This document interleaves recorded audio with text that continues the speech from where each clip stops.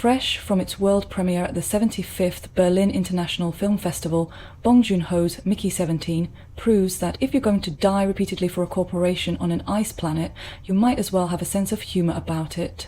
The latest from the Oscar-winning director takes Edward Ashton's novel Mickey 7 and transforms it into something delightfully stranger, funnier and more politically pointed than anyone could have expected. Robert Pattinson, continuing his impressive journey from sparkly vampire to art house darling, pulls double duty as Mickey Barnes versions 17 and 18, two iterations of the same expandable clone who find themselves in the awkward position of existing simultaneously.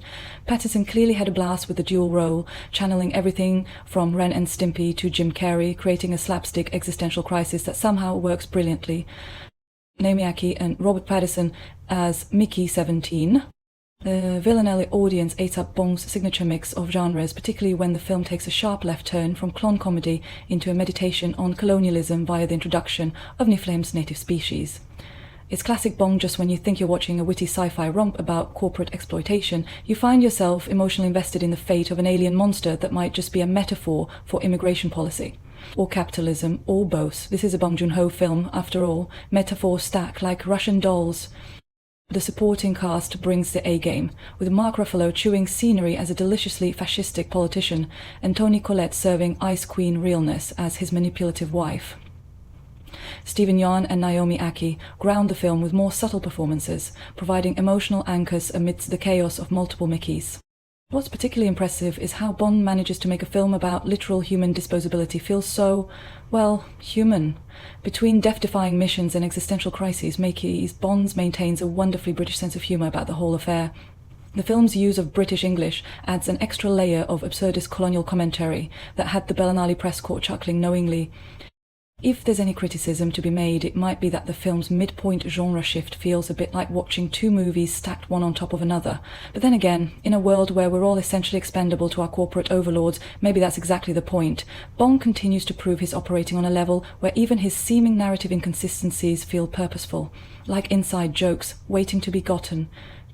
The true revelation here is Pattinson's masterful character work. His transformation between Mickey 17 and Mickey 18 is nothing short of extraordinary, crafting two distinct personalities that share the same face but inhabit entirely different emotional landscapes. Where Mickey 17 embodies the perfect buffoon with an almost slapstick sensibility, Mickey 18 veers into fascinating psychopathic territory. It's a challenging dual performance that could have easily descended into gimmickry, but Pattinson navigates it with remarkable subtlety and precision. His command of delivery and physical presence makes the distinction between the two clones feel natural and earned, proving once again that he's evolved far beyond his early career pigeonholing into one of the most versatile actors of his generation.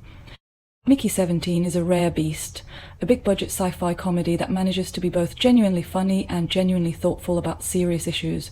It's the kind of film where you'll laugh out loud at Pattinson's physical comedy one minute and find yourself contemplating the nature of consciousness the next. The Berlinale audience response suggests this could be another crossover hit for Bong, proving once again that nobody blends genres or social commentary with entertainment quite like him. Just remember, if you don't like this review, there are at least 16 previous versions you could try instead.